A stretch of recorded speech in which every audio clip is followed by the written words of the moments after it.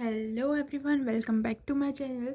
सो अगर हमने last video में अबॉर्शन के टाइप्स के बारे में देखा था और वो कंप्लीट कर दिया था, क्लासिफिकेशन भी हमने कंप्लीट कर दिया था। अब हम देखेंगे कि अबॉर्शन के कॉजेज़ क्या होते हैं। ये बहुत इंपॉर्टेंट है कि कॉजेज़ क्या होते हैं ये जानना, क्योंकि हम इसे प्रोटेक्ट भी तो कर सकते हैं अगर हमें कॉजेज़ पता हो। बहुत बार ये जेनेटिकली होते हैं जिसे हम प्रोटेक्ट नहीं कर पाते हैं, बट बहुत बार ये मेटाबॉलिक हो सकते हैं या फिर स्ट्रक्चरल हो सकते हैं या फिर कोई इम्यून डेफिशिएंट की वजह से हो सकते हैं। ये सारी चीज़ों के बारे में हमें पता होना चाहिए, जैसे कि इनडायरेक्टली हम मदर को बता सकें कि ये सारी चीज़ें आप खाने से या पीने से या फिर आपको इतनी सारी चीज़ें करने से आपका बेबी बढ़ सकता है, आप अबॉर्शन में नहीं जा सकते। ठीक है, अब हम देखेंगे कि व्हाट आर द कॉजेज़। पहला कॉजेज़ होता है वो होता है जेनेटिक और क्रोमोसोमल एबनॉर्मलिटी। मतलब ये जेनेटिकली प्रेजेंट होता है। ठीक है, बेबी के अंदर ये सारी चीज़ें ऑलरेडी मदर के अंदर प्रेजेंट हो सकती है, जिसके कारण ये एबॉर्शन कॉज हो सकता है। फर्स्ट ऑफ ऑल, अगर एबॉर्शन नहीं भी होगा तो कोई भी नॉर्मल प्रेगनेंसी में कन्वर्ट हो सकता है, that is less chromosome number हो सकता है या फिर मोर क्रोमोसोम नंबर हो सकता है। ये सारी चीज़ों के बारे में हम देखते हैं। फर्स्ट है एन्यूप्लॉइडी। एन्यूप्लॉइडी का मतलब क्या होता है कि एक क्रोमोसोम ज़्यादा होना या फिर एक क्रोमोसोम कम होगा। अगर एक क्रोमोसोम ज़्यादा होगा तो उसे हम ट्राइसोमी कहेंगे, और अगर एक क्रोमोसोम ज़्यादा होगा तो उसे ट्राइसोमी कहेंगे, और एक तो क्रोमोसोम अगर कम होगा तो उसे मोनोसोमी कहेंगे। ट्राइसोमी का मतलब क्या होता है कि 3 कॉपीज़ है। ठीक है, 2 कॉपीज़ तो होती है हमारे पास क्रोमोसोम की और एक एक्स्ट्रा कॉपी आ जाएगी, तो दैट्स वाई इसे हम ट्राइसोमी कहते हैं। ट्राइसोमी 16 जो नंबर होता है वो बहुत ज़्यादा कॉमन है, वो सारे ही एबनॉर्मल जो एनोप्लॉइडी होते हैं उसमें देखने को मिल जाते हैं।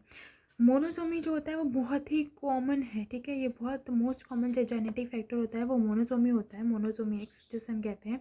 उसके अंदर क्या होता है, उसे टर्नर सिंड्रोम भी कहा जाता है, जिसके अंदर एक क्रोमोसोम कम होता है, दैट इज़ 46X होने चाहिए, बट हमें यहाँ पे दिख रहा है दैट इज़ 45X। ठीक है, missing of the one chromosome in the पैर, दैट वी नो। अब हम देखेंगे पॉलीप्लॉइडी क्या होता है। ये जेनेटिक और फर्स्ट है एन्यूप्लॉइडी और पॉलीप्लॉइडी। पॉलीप्लॉइडी का मतलब क्या होता है कि एक क्रोमोसोम ज़्यादा होना, एक पेयर ऑफ द क्रोमोसोम ज़्यादा होना। जब सपोज़ कि अगर हमारे पास 46 क्रोमोसोम है और अगर एक पेयर ज़्यादा आ जाएगा, दैट इज़ एक जो पूरा सेट है वो अगर ज़्यादा हो जाएगा, दैट इज़ 23, तो हमारे पास टोटल कितने पेयर हो जाएंगे, 69। इसी तरह उसको हम क्या क्या कहते हैं, टाइप्लॉइडी। अगर 2 सेट अगर ज़्यादा हो जाता है, जैसे 23 और 22 टोटल 46 ज़्यादा आ जाए तो उसको हम टेट्राप्लॉइडी करेंगे, मतलब हमारे पास 92 क्रोमोसोम होता है। टाइप्लॉइडी का मतलब क्या होता है कि एक्स्ट्रा सेट ऑफ क्रोमोसोम होना। अगर हम टेट्राप्लॉइडी क्या मतलब 4 सेट हो जाता है, टोटल 4 सेट हो जाते हैं इसके अंदर। ठीक है, और थर्ड होता है कि स्ट्रक्चरल क्रोमोसोम रीअरेंजमेंट। अगर अरेंजमेंट होता है क्रोमोसोम का, जैसे हमने पढ़ा हुआ है बायोलॉजी में, that is in the 12th standard की क्रोमोसोम का अरेंजमेंट किस तरह से होता है, ये उसके अगर रिलीशन हो जाता है या फिर ट्रांसलोकेशन हो जाता है या फिर इन्वर्जन होता है तो उसके अंदर ये एबनॉर्मलिटीज़ देखने को मिलते हैं। तो मतलब जेनेटिक के अंदर आपको मेजर 3 ही स्ट्रक्चर देखने को मिलेंगे एबनॉर्मलिटी के, दैट इज़ एनोप्लॉइडी, पॉलीप्लॉइडी और स्ट्रक्चरल एबनॉर्मलिटी। अब हम मेटाबॉलिक और एंडोक्राइन की बात करें तो मेटाबॉलिक मेजरली क्या होता है कि एंडोक्राइनल जो स्ट्रक्चर होता है दैट इज़ हार्मोनल। हार्मोन में अगर कोई डिस्टर्बेंस हो तो आप हार्मोन मेडिसिन अगर आप देंगे जो हार्मोन को ट्रीट कर सके, तो it is one of the treatable ना, एवरीथिंग इज़ ट्रीटेबल। मतलब इसे हम होने ही नहीं देंगे पहले, ये तो होता ही है तो इसको हम प्रोटेक्ट तो नहीं कर पाएंगे, बट इसको हम होने ही नहीं देंगे। इसके अंदर फर्स्ट होता है that is a luteal phase defect. Luteal phase जो होता है वो हमें पता है कि मेंस्ट्रुएशन के अंदर जो एक होता है फॉलिकुलर फेज, ल्यूटियल फेज जो हमें पता होता है दैट इज़ ओवेरियन फेज होता है ये सारे। तो ये ल्यूटियल फेज जो होता है वो प्रोजेस्टेरॉन, ल्यूटियल फेज के अंदर प्रोजेस्टेरॉन का रिलीज होता है, और प्रोजेस्टेरॉन क्या करता है, हमारे एंडोमेट्रियम को एक प्रॉपर एनवायरनमेंट देता है कि जिससे कि हमारा जो एम्ब्रियो है वो वहाँ पे इम्प्लांट हो सके और वहाँ पे उसका ग्रोथ हो सके। बट अगर ल्यूटियल फेज में पूरी तरह से डिफिकल्टी हो जाएगी, डिफेक्ट हो जाएगा, तो प्रोजेस्टेरॉन का सिक्रेशन नहीं होगा और एंडोमेट्रियम फुल डेवलपमेंट नहीं होगा, जिससे कि इम्प्लांटेशन ही नहीं हो पाएगा। तो इम्प्लांटेशन नहीं होगा तो it's lead to the abortion.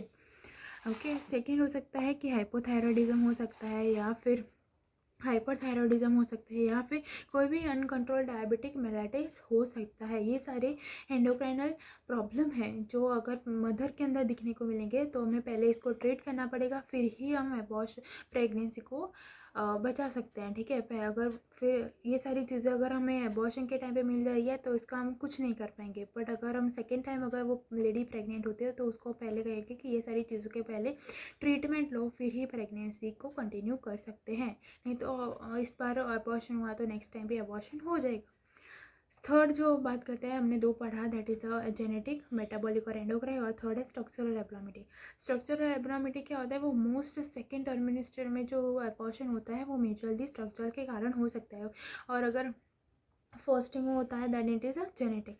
Okay, तो हम स्ट्रक्चर की बात करें, स्ट्रक्चरल एब्नॉर्मिटी क्या कौन से हो सकते हैं, दैट इज सर्वाइकल इनकम्प्लीटेंसी। सर्वाइकल इनकम्प्लीटेंसी का मतलब क्या होता है कि सर्विक्स जो होता है वो फुल प्रेगनेंसी का पीरियड होता है, उस टाइम पे सर्विक्स जो होता है वो कम्प्लीटली क्लोज होता है, वो ओपन नहीं होता। अगर ओपन कब टाइम पे होगा, जब वो लेट प्रेगनेंसी का, जब हमें फीटस को एक्सपोल आउट करना होगा, तभी ये जो सर्विक्स है वो फुली डायलेट होगा, नहीं तो वो क्लोज ही रहता है। अगर वो क्लोज नहीं रहेगा तो फीटस क्या होगा, बाहर निकल जाएगा, इजीली टर्मिनेट हो जाएगा। तो अगर सर्वाइकल इनकम्पिटेंसी है, मतलब कि सर्विक्स ऑलरेडी डायलेटेड है, अगर प्रेगनेंसी अभी तो कंटिन्यू हो रही है, अभी तो फर्स्ट थोड़े ही दिन हुए हैं, वीक्स हुए या फिर मंथ हुए, फुल 9 मंथ कंप्लीट नहीं हुए, उससे पहले ही सर्विक्स अगर डायलेटेशन हो जाएगा तो उसको हम क्या कहेंगे, सर्वाइकल इनकम्पिटेंसी। सेकेंड जो होता है उसको हम congenital malformation of the uterus, मतलब कंजेनिटल मतलब जेनेटिकली बहुत बर्थ के टाइम से ये सारी चीज़ें हैं मदर के अंदर, तो ये जो है वो फीटस नहीं रह पाएगा, मतलब एबॉर्शन हो जाएगा। पहला होता है that is a unicornuate. Unicornuate का मतलब क्या होता है कि एक पार्ट जो जैसे मैं बताया कि मुलेरियन डक जो होती है, मुलेरियन डक जो एम्ब्रियो के टाइम पे ही मुलेरियन डक जो होती है, दो मुलेरियन डक होती है, वो फ्यूज़ होती है, उससे बाद हमारा फीमेल जेनिटल ऑर्गन सारे बनते हैं। पर अगर एक ही मुलेरियन डक रहेगी और दूसरी हमें दिखाई नहीं देगी तो दूसरी पूरी टर्मिनेट हो जाएगी, डीजनरेट हो जाएगी, तो एक डग से ही जो पूरा फीमेल जेनिटल ट्रैक बनेगा, तो उसको हम क्या बोलते हैं, यूनिकॉर्नुएट। अगर बाइकॉर्नुएट किसे कहते हैं, कि बाइकॉर्नुएट का मतलब क्या होता है कि दोनों ही मुलेरियन फ्यूज तो हो गई है, पर दोनों के बीच में जो लेयर होता है, जैसे कि suppose it's a 2 Mullerian duck है और ये है उसका लेयर, ये बीच का लेयर है, और ये पूरा निकल जाना चाहिए, तभी ये प्रॉपर एक मुलेरियन डक में कन्वर्ट होगा और इससे पूरा फीमेल जेनिटल ट्रैक बनेगा। पर अगर ये ऐसे ही रहता है, अगर ये लेयर बीच में रहता ही है, तो इसको हम बाइकॉर्नुएट यूट्रस कहते हैं। और सेपरेट को यूट्रस का मतलब क्या होता है कि जो, जैसे मैंने बताया कि ये दोनों के बीच में रह जाता है, ठीक है, थोड़ा अगर पूरा ही लेयर नहीं, अगर दोनों ये जो लेयर है, सपोज ये और ये बीच का लेयर है, अगर ये थोड़ा रह जाएगा तो उसको हम बाइकॉर्नुएट यूट्रस कहेंगे, और ये ऐसे थोड़ा भी नहीं रहेगा, दैट इज़ अ सेप्टेट। अगर मैं आपको कैसे समझाऊँ, दैट इज़ दोनों को डिफ्रेंशिएट कैसे कर सकते हैं कि ये बाइकॉर्नुएट है और ये सेप्टेट है। अगर आप यूएसजी के अंदर देखेंगे तो इतना ज़्यादा पता नहीं चलेगा, पर अमेरिका के अंदर देखेंगे तो ये सेप्टेट यूट्रस जो होता है वो आपको ऐसे फ्यूज्ड फॉर्म में नहीं देखेगा, मतलब बाइकॉर्नुएट होगा, ये प्रॉपर ऐसे हार्ट शेप में आपको देखेगा ऐसे। बट सेप्टेट यूट्रस के अंदर ऐसा कुछ नहीं होता, इसका एंगल जो होता है वो 90 डिग्री से कम दिखेगा। जैसे सपोज ये जो होता है ये 90 डिग्री है, ये 90 डिग्री से ज़्यादा है, दैट इज़ अबाउट 120 डिग्री और ऐसा कुछ है, तो it is a bicornuate uterus. But अगर ये 90 डिग्री से कम है then it is a septate uterus. आप एग्जाम्पल देके या फिर ऐसे इजी तरीके से आप इसको डिफ्रेंशिएट कर सकते हैं एमआरआई के अंदर। आप यूएसजी में तो इतना ज़्यादा आपको पता नहीं चलेगा कि ये सेप्टेट है या फिर बाइकॉर्नुएट है, ठीक है। थर्ड जो फीचर होता है that is a uterine fibroid, जिसे हम लियोमाइमास भी कहते हैं। ये भी अगर लियो फाइब्रॉइड वहाँ पे डेवलप हो जाएगा तो स्पेस ही नहीं मिलेगा बेबी को ग्रोथ होने के लिए, इसलिए जो फाइब्रॉइड होता है वो भी अबॉर्शन का एक कॉज होता है। That in second fourth point है दैट इज़ इंट्रा यूट्राइन एथेशन, मतलब अगर यूट्रस है, यूट्रस आप देख सकते हैं कि सपोज मैंने ये यूट्रस रखी है और यहाँ पे फाइब्रस के यूट्रस के अंदर ही फाइब्रॉइड जो स्ट्रक्चर है, फाइब्रोब्लास्ट है, यहाँ पे इम्प्लांट हो जाते हैं, तो ये पूरा स्ट्रक हो जाता है यूट्रस के लोअर पार्ट के अंदर, तो ये बेबी को वहाँ पे ग्रोथ होने नहीं देंगे कि ये ग्रो हो गया है, तो ये बेबी कहाँ पे ग्रो होगा, तो it is one of the cause. इसको शिंशियाक भी कहते हैं और इसको एशरमन सिंड्रोम भी कहते हैं। तो ये स्ट्रक्चरल एब्नॉर्मलिटीज़ के लिए ये 4 पॉइंट बहुत ही इंपॉर्टेंट है, ठीक है। फोर्थ पॉइंट है इन्फेक्शन। अगर कोई भी इन्फेक्शन हो या फिर बैक्टीरिया हो, वायरल हो या फिर कोई भी पेल्विक इन्फ्लेमेटरी डिसीज़ हो, तो इसके अंदर बेबी का रहना बहुत डिफिकल्ट हो जाता है, क्योंकि बैक्टीरियल ग्रोथ जो होता है वो बहुत इम्पॉसिबल करता है ग्रोथ को, वो अपना ही ग्रोथ करेगा और जो बेबी का जो सेल है उसको डैमेज करेगा and leads to the death of the foetus. और ये बहुत इंपॉर्टेंट है कि टॉर्च जिसे हम कहते हैं, टॉर्च इन्फेक्शन, जिसके अंदर इसको होता है टॉक्सोप्लाज्मोसिस। आर का मतलब होता है रूबेला, सी का मतलब होता है साइटोमेगाला और एच का मतलब होता है हर्पीस। ये जो सारे बैक्टीरियल और वायरल कॉजेज है ये बहुत इंपॉर्टेंट है अबॉर्शन को कॉज करने के लिए। मलेरिया भी हम कह सकते हैं। सेकेंड है इम्यूनोलॉजिकल डिसऑर्डर। इम्यूनोलॉजिकल डिसऑर्डर में होता है एंटीफॉस्फोलिपिड एंटीबॉडी सिंड्रोम। इसका मतलब क्या होता है कि जो हमारा फॉस्फोलिपिड मेम्ब्रेन है, बहुत सारी जगह पर जो सेल मेम्ब्रेन होता है या फिर ब्लड वेसल्स होती है, इन सारी चीज़ें जो होती है वो फॉस्फोलिपिड से ही बनी हुई होती है। तो अगर जो हमारी बॉडी है वो खुद उसके अगेंस्ट में एंटीबॉडी फॉर्मेशन करती है, जो हमारी सेल वॉल होती है या फिर ब्लड वेसल की जो वॉल होती है, वो सारी चीज़ें किससे बनी होती है? फॉस्फोलिपिड से। अगर वही हमारी बॉडी ही इस फॉस्फोलिपिड के अगेंस्ट एंटीबॉडी फॉर्मेशन करेगी तो ये सारे डिस्ट्रक्शन हो जाएंगे। और डिस्ट्रक्शन होने से क्या होता है, वहाँ पे अगर सपोज ब्लड वेसल में डिस्ट्रक्शन होगा तो यहाँ पे प्लेटलेट फॉर्मेशन होगा, देन थ्रोम्बोसिस फॉर्मेशन होगा। तो पूरे तरह से जो ब्लड यूट्रस के जो प्लासेंटा के थ्रू उसमें अम्बेलिकल कॉर्ड के अंदर से फीटस में जाना चाहिए, वहाँ पे नहीं जाएगा क्योंकि वहाँ पे थ्रोम्बस फॉर्मेशन हो गया है ब्लड वेसल के अंदर। तो ये रेस्ट्रिक्ट करेगा उसकी ग्रोथ को, तो इसके कारण एबॉर्शन हो सकता है। और ये थ्री जो है वो बहुत ही इंपॉर्टेंट है antibody, that is lupus anticoagulant, anticardiolipin and anti beta 2 glycoprotein. ठीक है, ये बहुत इंपॉर्टेंट है। ये बहुत बार पूछा जाता है कि कौन से इम्यूनोलॉजिकल डिसऑर्डर होते हैं जो एबॉर्शन के टाइम पे मोस्ट इंपॉर्टेंट वर्क करते हैं। ठीक है, मेटरनल मेडिकल डिसऑर्डर की बात करें तो प्रेगनेंसी के टाइम पे साइट और हार्ट डिजीज़, अगर ये मदर चेंजेस है, ठीक है, अगर ये मदर के अंदर ये सारे डिजीज़ हो गए then it is very difficult to be treated. ठीक है, और देन हीमोग्लोबिनोपैथीज है, और हाइपरटेंशन है, और क्रोनिक रीनल डिसीज़ है, या फिर social factor that is alcohol और स्मोकिंग। ठीक है, ये सारे जो चीज़ें थी वो कॉजेज़ के बारे में हमने डिस्कस किया, that is genetic causes, metabolic and endocrine causes, structural causes, infectious, immunological, maternal and social factor. Recurrent की बात करें तो रिकरेंट में ये सारे कॉजेज़ जो मैंने पहले बताए आपको वही आएंगे। जैसे मैंने बताया था कि रिकरेंट एबॉर्शन क्या होता है कि जो तीन से ज़्यादा बार अगर एबॉर्शन हो रहा है, प्रेगनेंसी की टर्मिनेट हो जा रही है 3 से ज़्यादा बार, अगर 3 बार प्रेगनेंसी हुआ 3 बार ही एबॉर्शन हो गया then it is a recurrent abortion. ठीक है, अगर उसके कॉजेज़ की बात करें जो हमने पहले पढ़े, that is genetic, metabolic, structural, infectious, immunological, जो सारे कॉजेज़ के बारे में पढ़े वो ही इसमें आते हैं और कोई अलग नहीं आएगा। बट इसमें ये बहुत इंपॉर्टेंट है जेनेटिक के अंदर कि बैलेंस ट्रांसलोकेशन। अब बैलेंस ट्रांसलोकेशन का मतलब क्या होता है कि जो पेरेंट्स होते हैं, ठीक है, उनके अंदर जो क्रोमोसोम प्रेजेंट होता है वो ट्रांसलोकेट अगर वो फ्यूज़ करेंगे, दैट इज़ वो जाइगोट फॉर्मेशन होगा, तो उसके अंदर क्या होगा कि जो क्रोमोसोम होता है वो एक क्रोमोसोम का जो स्ट्रक्चरल यूनिट होता है वो दूसरे क्रोमोसोम में ट्रांसलोकेट हो जाता है, मतलब वो जगह चेंज कर लेता है उसकी। तो suppose a part of the chromosome है वो ब्रोकन ऑफ हो जाएगा और ये अटैच हो जाएगा किसी और क्रोमोसोम के साथ, उसके हम क्या बोलते हैं? Balanced chromosome. मतलब जो पेरेंट्स है उसके अंदर हमें कोई भी जेनेटिक डिस्टर्बेंस देखने को नहीं मिलेगा, बट अगर वो चाइल्ड के अंदर हो रहा है तो फीटस के अंदर हमें अनबैलेंस्ड क्रोमोसोम देखने को मिलेगा, दैट इज़ अनबैलेंस्ड ट्रांसलोकेशन देखने को मिलेगा। मतलब फीटस यहाँ पे नॉर्मल नहीं होगा, वो एबनॉर्मल डिलीवर होगा भी तो एबनॉर्मल होगा, नहीं तो वो एबॉर्शन कॉज हो जाएगा। फिर हमने ऑलरेडी बात करी थी कि मेटाबॉलिक क्या होता है, हाइपरटेंशन होता है, देन ऑटो इम्यून डिसऑर्डर के अंदर क्या होता है, स्ट्रक्चरल, सारी चीज़ें हमने बात की थी। इडियोपैथिक बहुत टाइम पे इडियोपैथिक कॉज हो सकते हैं, बट इतना ज़रूरी नहीं कि इडियोपैथिक ही हो, ये सारे कॉजेज़ भी हो सकते हैं। ठीक है, डायग्नोसिस हम क्या कर सकते हैं? अगर रिकरेंट प्रेगनेंसी हो तो हम ऑब्वियसली उसकी हिस्ट्री टेकिंग करेंगे पेशेंट की कि आपको पहले कितनी बार एबॉर्शन हुआ है, कितनी बार प्रेगनेंसी हुई है, कैसी प्रेगनेंसी रही है आपकी, ये सारी बातों के बारे में हम पूछेंगे।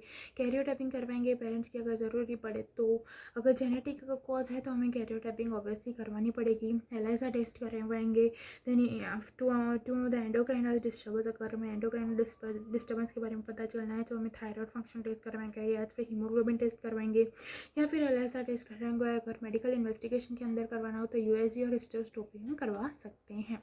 ये सारे डायग्नोसिस के बारे में इतना ही याद है और ज़्यादा नहीं है। लास्ट है management of the abortion. What to do for the management of the abortion. Suppose किसी को, जैसे हमने आगे बात की कि क्रोमोसोमल मेजरली क्या होता है, जेनेटिक टाइप होता है। तो जेनेटिक अगर फर्स्ट ऑफ ऑल हमें उसका आइडेंटिफाई करना है तो हमें कैसे आइडेंटिफाई करेंगे? कैरियोटाइपिंग करके। जेनेटिक डिसऑर्डर को हम पहचानेंगे, उसके बाद हम करवाएंगे काउंसलिंग करवाएंगे पेशेंट के साथ, या फिर आईवीएफ करवाएंगे। अगर पेशेंट को नहीं प्रेगनेंसी रह रही है तो उसके बाद हम आईवीएफ करवा सकते हैं पेशेंट को, या फिर जेनेटिक डायग्नोसिस कोई भी ऐसा हो। तो अगर पहले अगर प्ली इम्प्लांटेशन, अगर फिर से हमें प्रेगनेंसी को रखना है, एबॉर्शन हो गया एक बार और दूसरी बार अगर प्रेगनेंसी को रखना है तो हम पेशेंट को बोलेंगे आप पहले जेनेटिक कैरियोटाइपिंग करवा दो, नहीं तो फिर से ही एबॉर्शन हो जाएगा। सेकेंड है एंडोक्राइनल डिस्फंक्शन। हमें जैसे बात की कि एंडोक्राइनल जैसे हाइपरटेंशन हो गया या फिर हाइपोथायरॉयडिज्म हो गया, डायबिटीज़ होगा, ये सारी चीज़ों के लिए पहले हम पेशेंट को बोलेंगे कि पहले इस सारी चीज़ों की ट्रीटमेंट लो, उसके बाद ही प्रेगनेंसी को रखना, नहीं तो फिर से प्रेगनेंसी टर्मिनेट हो जाएगी। पहले इसके अंदर क्या होता है, पहले आपको ट्रीटमेंट लेना पड़ता है जो भी डिसीज़ आपको हो। उसके बाद आता है एंटी फॉस्फोलिपिड एंटीबॉडी सिंड्रोम। मैंने बताया था कि ये सिंड्रोम बहुत ही इंपॉर्टेंट है। ये पूछा भी जाता है कि इसका मतलब क्या होता है। जैसे बोला है कि खुद की बॉडी ही एंटीबॉडी बना रही है खुद के ही सेल के लिए। तो इसके अंदर हमें 2 मेडिसिन आप प्रेफर कर सकते हैं, दैट इज़ एस्पिरिन और हेपरिन। जो एस्पिरिन होता है वो आप 60 to 80 mg के डोज पे दे सकते हैं, और हेपरिन जो होता है वो 5000 यूनिट SC के और BD के हिसाब से आप दे सकते हैं। बिफोर डिलीवरी अगर आप ड्रग स्टॉप करना बहुत ज़रूरी है, ठीक है। अगर आप ये पूरा जो प्रेगनेंसी के टाइम पे आपने ये पूरा स्टेज ये दिया है, हेपरिन दिया और एस्पिरिन दिया, बट उसको प्रेगनेंसी जब होने वाली हो, मतलब फीटस एक्सपेल आउट होने वाला हो, उससे बहुत टाइम पहले जो ड्रग है उसको स्टॉप करवाना पड़ता है। हेपरिन को कब स्टॉप करवाएंगे, अगर आप 24 आवर्स के पहले ही प्रेगनेंसी जब होने वाली है, जैसे हमें पता चलता है कि अब ऑपरेशन करवाना है या C-सेक्शन या फिर नॉर्मल डिलीवरी, जो भी डिलीवरी आपको होने वाली हो, उसके पहले हमें पता चल जाएगा, उसके पहले हमें 24 आवर पहले ही उसका ड्रग स्टॉप करवाएंगे, दैट इज़ हेपरिन। अगर एस्पिरिन करवाना है तो हमें 5 से 10 दिन पहले उसको स्टॉप करवाना पड़ेगा, और आफ्टर डिलीवरी आप कंटिन्यू कर सकते हैं ड्रग को वापस 6 से 12 घंटे बाद। स्ट्रक्चरल एबनॉर्मिटी होगा तो ऑब्वियसली अगर सेपरेट यूट्रस होगा तो सेपरेट निकालना पड़ेगा हमें उसके से। तो हिस्टेरेक्टोमी करवा सकते हैं, हिस्टेरोस्कोपी करवा सकते हैं, मेट्रोप्लास्टी। देन अगर उसके अंदर अगर लियोमायोमा या फिर हमने जो एथेशन के बारे में देखा था कि यूट्रस में एथेशन होते हैं, ये सारी चीज़ों के बारे में हमने देखा था, तो उसके अंदर हम एक्ससिजन करवा सकते हैं। अगर उसके अंदर सर्वाइकल इनकम्पिटेंसी है, मतलब सर्विक्स ऑलरेडी डायलेटेड फॉर्म में है, तो उसको सर्वाइकल क्लीवेज करवाएंगे। जैसे मैकडॉनल्ड्स और सीडोस्कर, ये दोनों पहले एक स्ट्रक्चर होते हैं ऐसे, जो आप फीड करवा सकते हैं सर्विस के पार्ट में, जिससे कि क्या होगा, सर्विस बार बार नीचे नहीं आएगा, दैट इज सर्विस पर उसकी जगह पर रहेगा, ठीक है। सेप्टिक एबॉर्शन के अंदर क्या होता है कि डिस्चार्ज, सेप्टिक एबॉर्शन का पहचानेंगे कैसे, क्योंकि फीवर रहेगा पेशेंट को। आप यहाँ पेशेंट आएगा तो बोलेगा फीवर बहुत रहता है मुझे, या फिर बहुत जो वेजिनल डिस्चार्ज होता है वो बहुत ही ज़्यादा बुरन होता है, बहुत ही फॉल स्मेलिंग होती है उसमें से। ये सारी चीज़ों के आदमी पता चल जाएगा कि ये सेप्टिक एबॉर्शन है, दैट इज़ बैक्टीरियल के कारण है। ऑब्वियसली जो अगर बैक्टीरियल कारण होगा तो आपको एंटीबायोटिक ट्रीटमेंट देना पड़ेगा पेशेंट को, ठीक है। ये बहुत ही ज़्यादा इंपॉर्टेंट है कि कौन सी कंडीशन में आप कौन सा ट्रीटमेंट पेशेंट को देंगे। हर बार ऐसा नहीं होता कि आप मेडिसिन के द्वारा ही ट्रीटमेंट करेंगे, आपको बहुत बार काउंसलिंग करनी पड़ेगी, बहुत बार USG वगैरह करवाना पड़ेगा, बहुत बार मेडिसिन देनी पड़ेगी, बहुत बार सर्जिकल ट्रीटमेंट करवाना। हर कंडीशन के पीछे खुद का एक अलग ट्रीटमेंट होता है, ठीक है। ये सारी चीज़ों के बाद में हम देखा वो था स्पॉन्टेनियस। अगर हम इंड्यूस की बात करें, जैसे कि हमें इंड्यूस का मतलब पता होता है, that extraction of the uterus, extraction of the foetus, मतलब हम खुद एक्सपर्जन करवा रहे हैं फीटस का, मतलब हम खुद ही अबॉर्शन करवा रहे हैं, वो हमारे हाथ में। इंड्यूस का मतलब क्या होता है कि हम खुद करवा रहे हैं, ठीक है। तो कब होगा, अगर फीटस और चाइल्ड के दोनों में से, फीटस या फिर मदर के अंदर दोनों में से किसी के अंदर डिफेक्टिव हो रहा हो, या फिर फीटस का ग्रोथ अच्छी तरह से ना हो रहा हो, तब ये इंड्यूस्ड एबॉर्शन हो सकता है। इंड्यूस्ड एबॉर्शन की अगर बात करेगा, फर्स्ट ट्राइमेस्टर में हम अगर एबॉर्शन करवाना है तो उसके लिए हम 2 मेडिसिन प्रीफर करते हैं, दैट इज़ मिफेप्रोस्टोन और मिसोप्रोस्टोल। ये दोनों बहुत इंपॉर्टेंट है फर्स्ट ट्राइमेस्टर के अंदर। मेडिसिन पहले आप मेडिसिन देंगे, उसके बाद सक्शन और इवाक्यूलेशन से उसका फीटस को बाहर निकालेंगे, तो abortion it's leads to the abortion.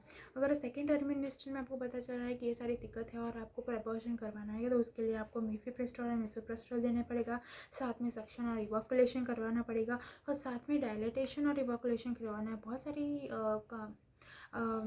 सारे ऐसे इंस्ट्रूमेंट आ गए हैं जिससे कि आप डायलेटेशन करवा सकते हैं। For that is a hysteroscopy dilator, जैसे कि एक ऐसा स्ट्रक्चर आता है, ऐसा टेम्पल लाइक स्ट्रक्चर होता है, जिससे कि आप वजाइना में इंट्रोड्यूस कराएंगे, तो उसके बाद ये जो होता है वो पूरा मॉइस्चर जो होता है सर्विक्स आप एब्सॉर्ब कर लेगा। इससे क्या हो जाएगा कि जो सर्विक्स होता है वो पूरी तरह से डायलेट हो जाएगा। इससे कारण क्या होगा, फीटस को आप ईजी रहेगा कि आप फीटस को इजीली बाहर निकाल सकते हैं, क्योंकि सर्विक्स डायलेट हो गया है। या फिर अगर नहीं हो पा रहा है तो ओवम फोर्सेप जो होता है, ऐसा फोर्सेप होता है जिसके अंदर ऐसा स्ट्रक्चर होता है, इससे कि आप इजीली बाहर निकाल सकते हैं बेबी को, ओवम को, बेबी तो शायद डेवलप नहीं होगा उतने टाइम पर हाँ वो हमको इसी तरह से बाहर निकाल सकते हैं। तो ये सारे जो टॉपिक हमने डिस्कस किए थे अबॉर्शन के बारे में, हमने ऑलरेडी फर्स्ट वीडियो के अंदर डिस्कस कर दिया था कि what is the definition, incidence, classification और स्पॉन्टेनियस और सारे क्लासिफिकेशन के बारे में हमने ऑलरेडी बात की हुई है, डिफ्रेंशिएशन क्या होता है। और आज की वीडियो में हमने कॉजेज़ के बारे में पढ़ा। बहुत बार पूछा जाता है कॉजेज़, तो पूछे ही जाते हैं। देन हमने ये सारे 4-5 जो कॉजेज़ होते हैं वो हमें पता होने चाहिए। उसके बाद रिकरेंट एबॉर्शन के बारे में कॉजेज़, दोनों के कॉजेज़ सेम ही हैं, सिर्फ बैलेंस ट्रांसलोकेशन है वो ही अलग होता है। तो अगर आपको याद करना हो तो दोनों में से कोई सी एक का कॉजेज़ याद कर लो और सारे में ये आपको लिखना होता है। ठीक है। डायग्नोसिस तो बहुत सारे डायग्नोसिस सिमिलर होते हैं और मैनेजमेंट बहुत इंपॉर्टेंट है कि अगर कौन सी डिसीज़ होगी और कैसा ट्रीटमेंट आप देंगे, मेडिकल देंगे, सर्जिकल देंगे, वो सब आप पे डिपेंड होता है। ठीक है। तो ये था पूरा एबॉर्शन के बारे में टॉपिक। ये नोट्स जो है वो आप एग्ज़ाम के लिए भी यूज़ कर सकते हैं। ये बहुत बार एग्ज़ाम में ही यूज़ होंगे। अगर क्लिनिकल प्रैक्टिस में यूज़ कर सकते हैं तो मेजरली इसकी मेडिसिन आप यूज़ कर सकते हो। ठीक है। Thank you for watching this video and please subscribe to my channel.